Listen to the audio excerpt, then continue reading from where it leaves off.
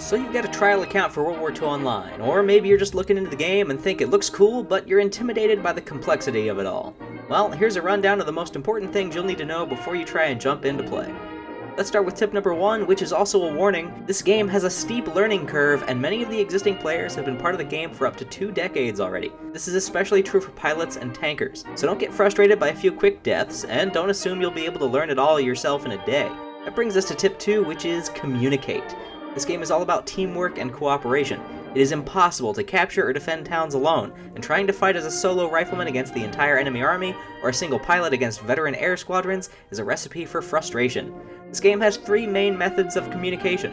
Method 1 is the F buttons. F1 through 6 can be toggled to different text channels. I recommend the following mix: F1 for mission, 2 for target, 3 for side, 5 for ops, and 6 for help, leaving channel 4 open for your nation's Air Force channel or for your squad's channel if you join a squad. Side and ops are where you'll get messages from all over the map letting you know where battles are taking place or new operations are being planned for the near future.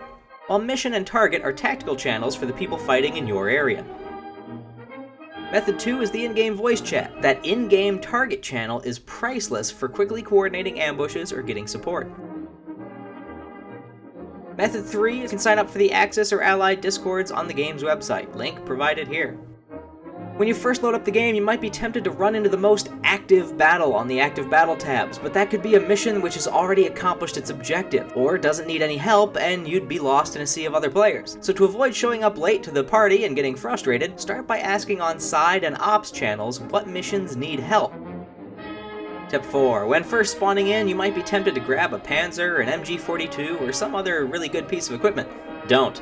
Unless otherwise told by the mission's leader or somebody else already in the town, assume it isn't safe to bring out the valuable weapons that are in short supply until after you've first spawned in a rifleman to check it out. Supply in this game is limited, and enemies can bomb your factories, which can drastically slow down the resupply timers. Don't waste it by spawning in blindly and getting killed.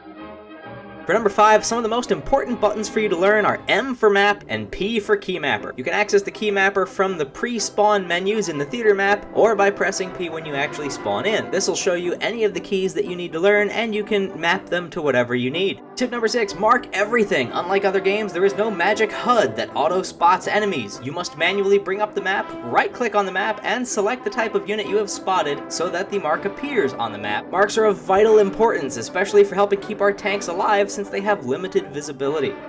For tip number 7, I highly recommend you find yourself a good squad. It doesn't have to be permanent. You can always move to a new unit or go back to being squadless if you choose, but having a dedicated group of people around who know what they're doing and can support you while you're first learning the game is especially important. When it comes to joining missions, another quick tip is to learn the .j command. If you know the name of the person whose mission you want to join, you can open a chat window and type .j space, then the player's name to join that player's mission. Or tip number 9, don't forget that you can practice with any weapon on the training server. You can even practice dogfighting or clearing CPs against a friend who spawns in as the enemy, and it won't waste supply because it's a training server. You will need to communicate on Discord though, since there's no talk to enemy feature in-game even on the training server.